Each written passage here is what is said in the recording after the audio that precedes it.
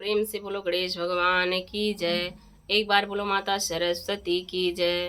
प्रेम से बोलो श्री छठी मैया की जय। तो गाइस, आज मैं बहुत ही प्यारा भजन छठी मैया का आप सभी के बीच में लेके आई हूँ।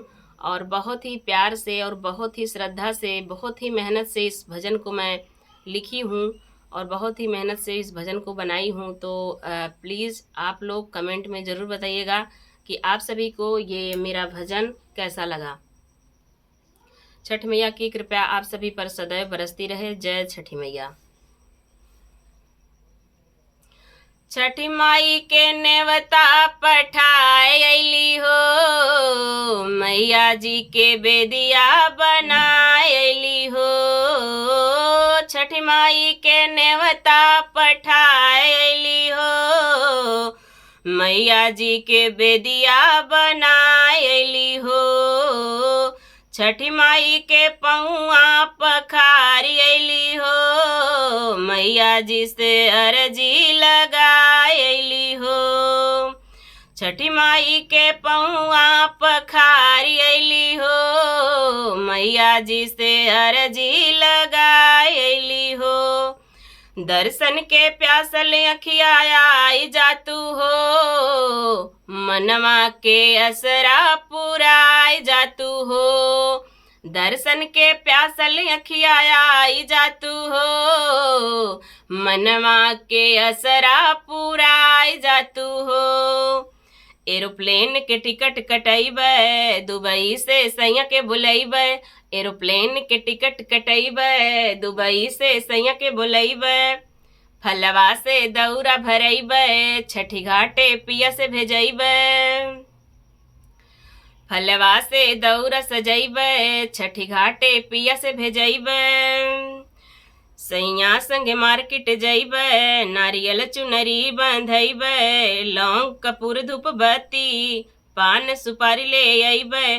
फुलवा के हार मंगैबै, पूजवा के थाल सजैबै। भोरे भोरे पूजन करायली हो, छठी माई के आरती उतारली हो। भोरे भोरे पूजन करायली हो, छठी माई के आरती उतारली हो। घन घन घंटा बजायली हो, छठी माई के जयकारा लगायली हो।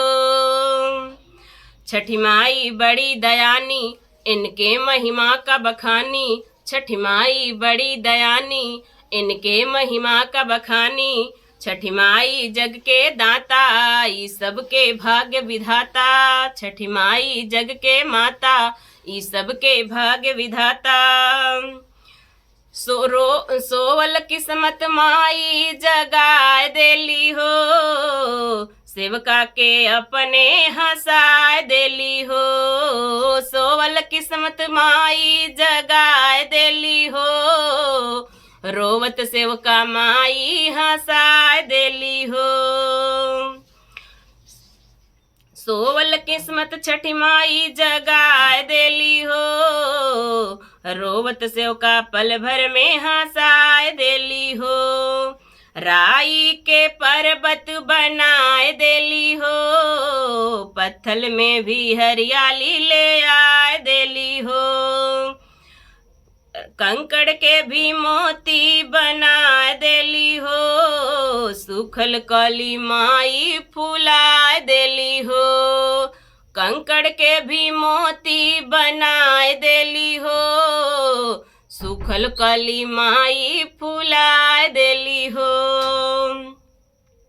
उपमा चौबे लिखी भजन गाए देली हो, छठी माई के महिमा सुनाए देली हो।